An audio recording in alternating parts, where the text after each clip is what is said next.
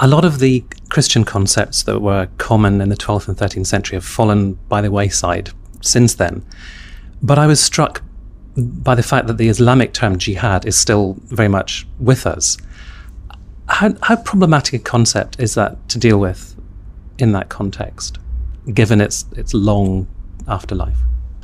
I think it is challenging to try to explore both the meaning of jihad and also the origins of jihad. I was very, very conscious when writing the book that I had to choose my words with great care. I realized this when I published the first Crusade.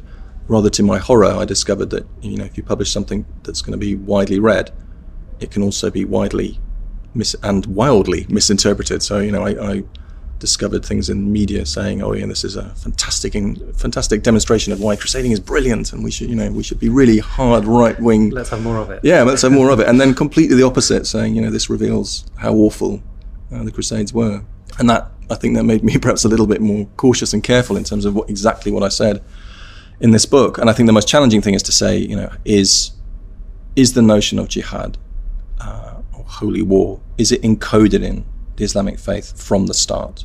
And how is that different from Christian attitudes towards what we would term holy war or crusading or the sanctification of violence? And I think there is no question that from a very early date, warfare is part of the Islamic faith, and it's part of what enables what we probably technically call the Islamic State or Islamic authority to spread across the face of the world with such rapidity. And I think it's also clear that within a few centuries of the emergence of Islam, a well-ordered and well-considered system of belief has grown up around the notion of jihad. What will it involve? What might be the rewards attendant upon it? How important is it within the Islamic faith? Now, having said all that, what's very clear in the medieval world, and I think is also true in the modern world, is that interest in jihad, the impact of jihad ideology, rises and falls massively. And we'd be very wrong, I think, to imagine that even in the Middle Ages, every Muslim was obsessed with jihad, and every Muslim was determined and concerned to show that determination to actually fight against the Latin Christians, to retake Jerusalem.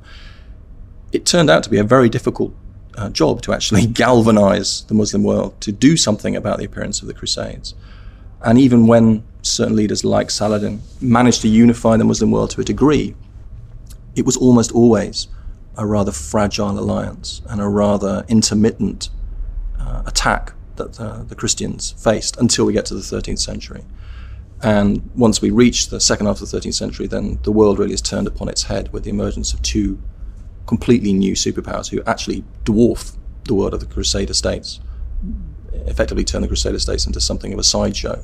And this is the coming of the Mongols and then the Egyptian Muslim group known as the Mamluks. And it's their determination, headed by an exceptionally ruthless but also, I think, exceptionally gifted leader, Baibars, that eventually snuffs out the Latin presence in the Levant. Now, we've been talking about the big themes, this sort of ideological sweep, but I really enjoyed the set pieces. You've got some marvelous descriptions of things like sieges in the book, and presumably they were fun to investigate and to write. Yeah, I think there's no doubt that working on the Crusades is, it's fun, it's exciting. I've loved this subject since I was 16. I was very lucky to have a brilliant school teacher who hooked me totally and utterly into loving this subject, and since then basically it's been my life's work. And I can't deny that the source material for certain, whether it be a battle, certain events, whether it be a battle, a march, a siege, description of people's emotions and their experiences, are very colourful, and it makes writing about this history more fulfilling. It makes it the research more exciting, because you're getting a sense of something that is dramatic, but also something that I think that gives you an insight into human experience. And I think the thing that excites me more than anything as a historian is the chance to glimpse inside medieval experience, whether it be from the Western European perspective or the Near Eastern Islamic perspective. I want to try to understand as much as I can what it was like to live through these events.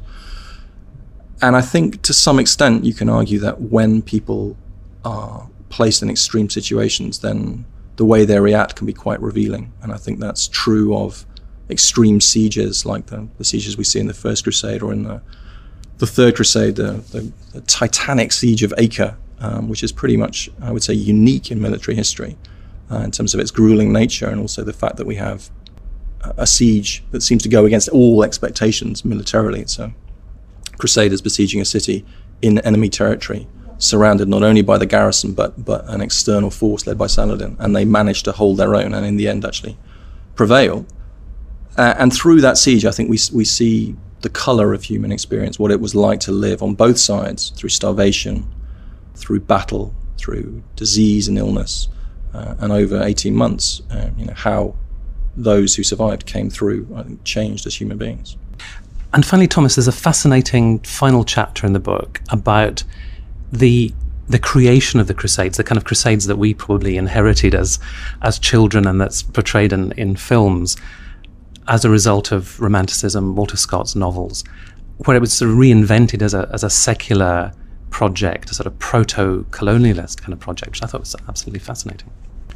Yeah, it was always very much my intention to try to examine the modern resonances of crusading history, in part because it turned out in my last book that I basically ran out of time and space in that book to really think about how people had remembered the First Crusade and to trace its real influence. And so one of the challenges of looking at the Crusades as a whole was obviously that I had to encompass a much wider period of events and try to master a broader perspective. But it also enabled me to not just look at one event, but to look in the round at the memory of the Crusades as a whole, both in the Western world and in the Islamic world, and to try to say something meaningful about the significance of that memory. I'm very convinced, and I guess I would say almost passionate in my belief, that we are very easily subject to an illusory belief that the Crusades are really a central part of our modern world, that they've had bearing and real physical impact upon the perception that there might be tension between Islam and the Western world today. And I think that notion that there is a connecting line, an unbroken line of conflict that we can chart from the period of the Crusades up until the modern day is entirely an illusion. It's something conjured up in the course of the 19th and the 20th century, to some extent in Western culture and Western scholastic study, and then in more recent decades very much in Islamic popular thought and extremist thought, this notion that Israel is somehow the recreation of the Kingdom of Jerusalem, that somehow the crusading impulse has burnt all the time in Western culture from the medieval age until the present day. And I hope that by writing this book and by focusing upon this notion of the memory of the Crusades at the end of the book, I'll go some way to exploding some of these myths and opening people's eyes to the fact that the Crusades really are an event that we should deal as part of history, part of the past, and something that an event in history that does not have a very direct and real meaning and importance in our modern world.